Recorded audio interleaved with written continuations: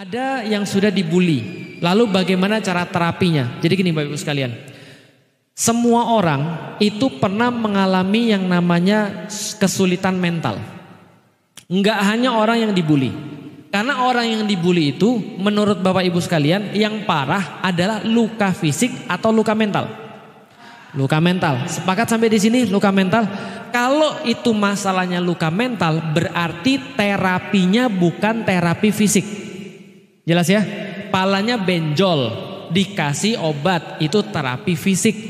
Giginya patah, lalu kemudian dibawa ke dokter gigi, itu terapi fisik.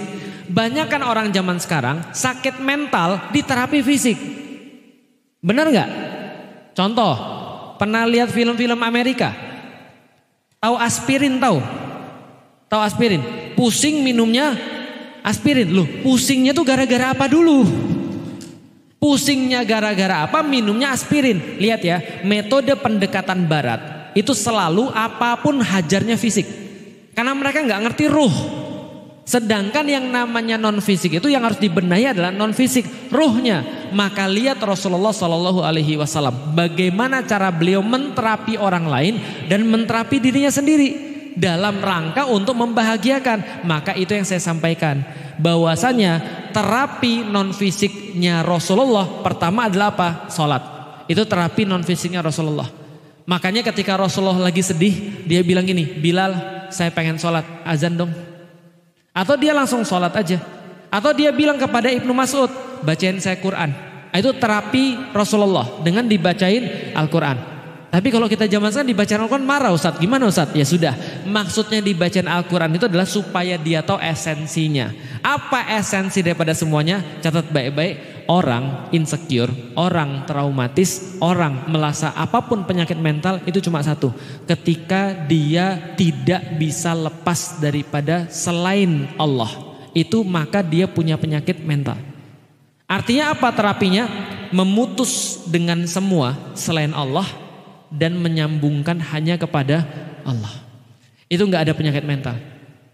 Makanya kata Rasulullah, ajaib keadaan orang-orang mukmin. Apa itu orang mukmin? Yang sudah mutusin seluruh hubungan dengan seluruh selain Allah dan menyambung hanya kepada Allah keyakinannya. Ajaib kata Rasulullah. Kenapa? Tidak ada yang bisa membuat dia susah, kata Rasulullah.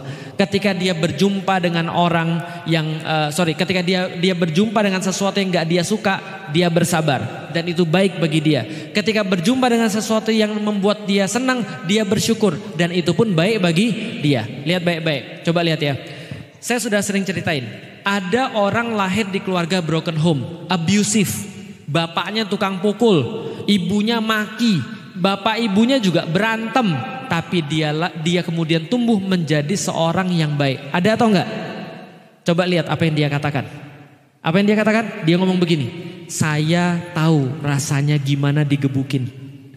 Saya tahu meskipun saya salah, harusnya saya tuh cuma bisa diomongin aja saya sudah cukup. Tapi saya malah dimaki-maki. Saya tahu gak enak rasanya ketika saya dihina-hina. Maka saya gak mau anak saya punya kayak begini. Paham ya? Tapi ada orang-orang yang lahir dari keluarga abusif. Bapaknya kasar, ibunya kasar, berantem mereka berdua. Dan kasar juga pada anaknya. Dia bilang apa? Beginilah cara saya dibesarin. Betul? Kenapa? Karena tidak bisa selesai dengan manusia. Yang gak bisa selesai dengan manusia gak bisa nyambung kepada Allah. Maka selama-lamanya dia punya luka. Luka itu bisa selesai kalau semuanya diserahin pada Allah. Maksudnya apa? Saya gak pernah ngarep pada manusia. Bapak saya urusan bapak saya urusan saya. Bapak saya urusan dia dengan Allah. Maka dia mau berbuat apapun pada saya, gak ada ngaruhnya pada diri saya. Saya yang memegang kendali atas diri saya. Siapapun gak bisa menyakiti saya kalau saya tidak izinkan dia menyakiti saya. Islam kan begitu. Rasulullah dihina-hina, para sahabat dihina-hina, mereka santai aja. Kenapa? Karena mereka gak ada urusan dengan orang-orang ini. Islam itu tidak pernah mengajarkan kita untuk engage atau kontak dengan masalah, itu gak pernah. Lihat ya di dalam Al-Quran, bagaimana yang Allah ajarkan. Ketika kalian digoda sama setan, jangan maju hadepin, jangan.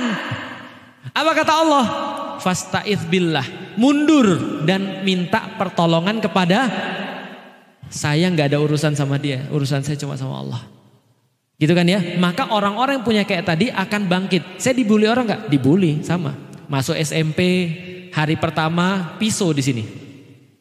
Namanya orang Palembang, pisau. Besok kalau kamu nggak ngasih duit 1.000, gitu kan ya.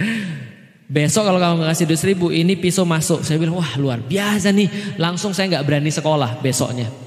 Pura-pura sakit lah, apalah dan segala macam. Waktu itu belum ada Allah masalahnya itu kan ya. Terus apa yang saya lakukan? Akhirnya saya bilang, ya udahlah kalau begini terus saya nggak sekolah-sekolah. Udah adepin aja. Yang paling pol kan mati, gitu kan ya. Akhirnya besok saya bilang, saya nggak punya loh. Gimana orang saya uang jajannya 1.000 per 1.000 per pekan, gimana saya bisa dapat 1.000 per hari? Ya silakan aja lah kalau mau ngapa-ngapain. Akhirnya saya mikir, ya untuk nusuk orang kan nggak mudah, gitu kan ya. Nah itu nggak punya Allah. Kalau punya Allah lebih mudah lagi. Kenapa? Maafin orang. Namanya orang lagi susah. Namanya orang ngebully itu kenapa? Orang ngebully itu karena dia takut. Kan ibu-ibu pernah tahu orang takut itu kalau dia sudah takut dia akan melakukan hal-hal yang segala macam yang gak terduga oleh manusia. Bisa paham ya? Nah jadi orang ngebully itu orang takut. Maka kalau kita tahu dia tuh sebenarnya orang takut. Karena dia takut dia ngebully orang. Supaya dia nggak dapat seperti itu, bukan berani sebenarnya. Makanya orang-orang ngebully kayak gitu disuruh ngadepin yang lebih tinggi daripada dia, nggak berani. Berani kan cuma sama yang lebih rendah. Kenapa? Karena dia takut.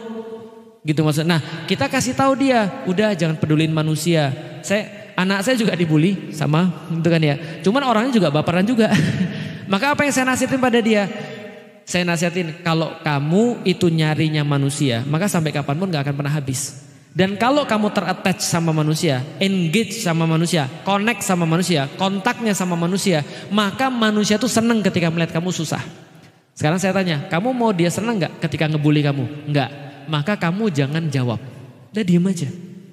Tapi gak bisa gini. Nah kalau kamu jawab dia seneng, dia menang. Kenapa? Karena dia menguasai hati kamu. Tahu gak yang orang cari dari bully? Dia bisa ngontrol orang. Paham ya? Ibu-ibu juga sama ketika jahat sama orang ya. Kita tuh pengen ngontrol orang. Coba lihat ya. Di rumah tangga. Ibu ngomelin suaminya supaya apa? Ada respon, nurut, ngontrol. Betul kan ya? Sama kayak suami lagi marah-marah sama istrinya. Yang dia perlukan tuh kontrol. Saya udah cerita kemarin kan ya. Kalau Anda kasih dia kontrolnya dalam perkara memang dia adalah suami Anda, dia justru akan berubah. Ya udah silakan nih, saya adalah memang milikmu, udah silakan. Tapi kalau dalam kasusnya pembulian, jangan dikasih kontrol. Karena kalau rumah tangga, ya memang rumah tangga. Mau gimana? Gak bisa lagi kalau rumah tangga. Ya memang sudah suami istri harus, ya ibu-ibu kan sudah saya kasih tahu sumber perbaikan. Kan gitu kan ya. Nah kalau sama orang-orang yang di luar, bully, jangan dikasih kontrol. Misal, Iwan, bapak saya namanya Iwan. Iwan, mau kemana Wan? Kalau saya bilang, bapakmu, dia seneng gak? Senang. Dia mungkin langsung ini saya langsung dibukul dan segala macam. Karena kenapa? Dia punya alasan untuk bergerak lagi. Maka jangan dikasih setan itu jangan dikasih makan. Paham ya? Kalau setan kita kasih makan, setannya tambah kuat atau tambah lemah? Kalau ada orang ngebully jangan dikasih makan. Ada orang ngebully jangan dilayani. Kalau ada orang hina jangan dilayani. Cara paling bagus untuk melayani orang-orang yang ngebully adalah lewat dengan tenang. Makanya ada anjing menggonggong kafilah tetap berlalu. Kenapa? Karena anjing itu di dalam Al-Quran dikasih tahu. Dia mau kita itu suka sama dia. Atau kita gak suka sama dia. Atau dia suka sama kita. Atau dia gak suka sama dia. Dia tetap menjulurkan lidah. Paham ya? Maka manusia yang normal tahu bahwa ketika anjing menjulurkan lidah. Itu bukan karena gak suka sama dia. Karena dia ya memang anjing. Bisa dipahami maksudnya? Enggak, ini saya kasih tahu loh maksudnya. Jadi gini loh. Kita kan punya diri kita. Yang bisa ngontrol diri kita siapa? Lah kalau ada orang marah ngelihat anjing menjulurkan lidah. Itu berarti dianya kan gak bisa ngontrol diri dia sendiri. Ya kan ya? Memang anjing ya begitu. Menjulurkan lidah itu kata Allah di dalam Al-Quran bukan kata saya. Nah artinya apa? Pertama kalau ada orang ngebully sudah. Attachment pada manusia diputus. Gitu kan ya. Artinya contoh kalau anak kita sudah dibully kita samain pada dia. Namanya manusia ya begitu. Kalau nanti kamu tetap ngarap manusia itu baik sama kamu gak pernah akan merasa tenang. Tapi kita merasa Allah itu udah menghargai kita. Ingat setan itu tugasnya adalah membuat manusia merasa rendah. Membuat manusia merasa gak punya apa-apa. Makanya setan bilang, kamu tuh cuma dari tanah doang. Aku dari api, aku lebih bagus daripada kamu. Padahal gak gitu juga. Tugas setan membuat Anda putus asa. Sehingga Anda bunuh diri, Anda jauh daripada Allah dan seterusnya. Maka sampein pada orang-orang yang sudah dibully. Sampein pada dia, kamu mau yang ngebully kamu senang atau kamu gak mau? Kamu mau yang ngebully kamu senang atau kamu gak mau yang ngebully kamu senang? Kalau nggak mau, jangan berbuat sesuatu seperti yang mereka inginkan. Jelas ya? Ada orang ngebully saya. Apa yang dia inginkan? Saya marah. Betul? Saya nggak mau marah karena saya nggak mau buat kamu puas. Kenapa? Karena urusan saya hanya pada Allah, bukan kamu. Felix Xiao itu gini. Bodoh amat, saya dakwah cuma karena Allah, bukan karena kamu. Kamu mau ngomong apa aja terserah kamu. Kenapa saya dakwahnya? Karena Allah. Kalau Allah nggak suka saya dakwah, saya pasti dimatiin sama Allah. Sudah selesai Lik tugasmu. Atau guru, kalau guru dengerin. Lik dakwahmu sudah cukup, udah jangan dakwah dulu, belajar dulu. Saya belajar. Maka kita perlu dibentuk karakternya. Nah insya Allah kalau karakternya sudah dibentuk seperti itu, mudah-mudahan kalau dia sudah lepas dari manusia dan hanya pada Allah, dia insya Allah akan tahan terhadap apapun. Insya Allah. Oke, ada yang lain silakan. Yang kedua. Oke, benar yang kedua. Tentang hadis, ini hadis yang terkenal dengan hadis wali Allah. Itu hadis yang saya sampaikan tadi. Allah tidak akan ridho pada hambanya sebelum kita melakukan kewajiban-kewajiban. Tambahannya adalah ketika kita sudah melakukan kewajiban-kewajiban lalu menambahkan dengan perkara-perkara sunnah, maka Allah mencintai kita. Kalau Allah sudah mencintai kita, maka kata Allah, aku akan menjadi matanya yang dia melihat dengannya. Aku akan menjadi tangannya yang dia berbuat dengannya. Kemanapun dia pergi akan aku lindungi, permintaannya akan aku kabulkan. Maksudnya adalah apa? Ketika dia ngelihat Allah, dia ngelihat dengan pandangan Allah, dia nggak bisa ngelihat kecuali yang bagus. Paham maksudnya? Dia ngelihat orang, lihatnya yang bagus-bagus. Dia ngelihat hal-hal yang jelek, dia nggak mau. Itu nama pandangan Allah. Allah yang jaga pandangan dia, cuma dikasih kepada yang bagus saja. Dia nggak bisa ngelihat kejelekan orang lain misalnya, nggak bisa ngomongin orang lain. Nah itu berarti mulutnya, lidahnya sudah menjadi lidahnya Allah. Tangannya sudah menjadi tangannya Allah, berbuat yang baik-baik sesuai syariat, itu maksudnya. Dipermudah berbuat yang baik-baik. Dia minta akan Allah kabulkan, dia kemanapun akan Allah lindungi.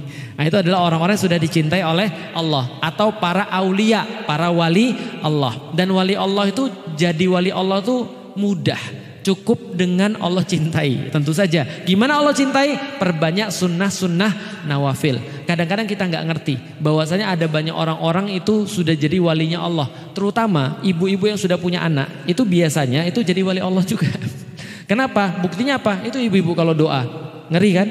Gitu kan ya. Maka ya juga sama, suami-suami yang punya istri-istri cerewet itu wali Allah juga kan, gitu kan ya. Karena dia mendapatkan dari jalur kesabaran kan, itu kan ya. Nah jadi artinya ya itu adalah cara dia untuk mendapatkan kecintaan daripada Allah Subhanahu wa ta'ala.